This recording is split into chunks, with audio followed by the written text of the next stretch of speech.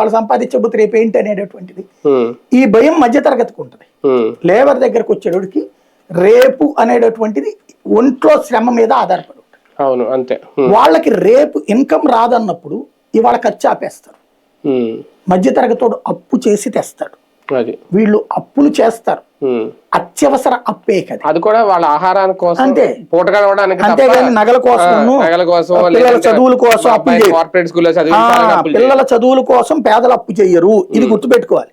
అవును అవును, ఆ ఆస్పెక్ట్ లో తగ్గుతున్నట్టున్నారు. ఇక్కడ ప్రాక్టికల్ గా ఇదివరకు ఇట్లాంటి వాటిలో స్వచ్ఛంద సంస్థల రంగంలోకి దిగి క్రాస్ చెక్ చేసి ఎందుకు పిల్లలు స్కూల్ మానేస్తున్నారు అన్నది.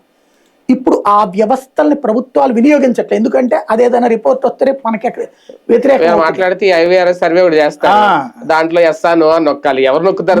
నేను ఇప్పుడు ఇదివరకు నేను రాసే ప్రతి వార్త కూడా ఈ స్వచ్ఛంద సంస్థలు ఈ లింక్స్ నాకు బాగా ఎక్కువ ఉండేది. వాళ్ళు గ్రౌండ్ లో చేసే విషయాలు నాకు చెప్పేవాళ్ళు.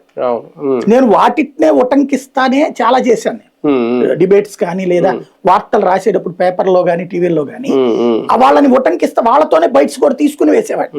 అందువల్ల నాలాంటి అప్పుడు ప్రాక్టికల్ గా చెప్పగలిగేవాడు. ఇప్పుడు మనకంత అసలు మనుషులే దొరకట్లేదు అట్లా స్వచ్ఛంద సంస్థలు నిజాయితీగా ఎంక్వైరీ చేసి చెక్ చేసి చెప్పడం. ఉండుంటారు ఇప్పటికి కూడా, బేబీ మనకి లింక్స్ లేవు. ఇప్పుడైతే ఫీల్డ్ లో ఉన్నప్పుడైతే లింకులు తిరుగుతుంటాం కాబట్టి మనకు వాళ్ళు టచ్ అవుతుంటారు, లేదా వాళ్ళు ఏ ప్రెస్ మీట్ లో పెట్టినప్పుడు ఐడియా ఉంటారు. ఇప్పుడు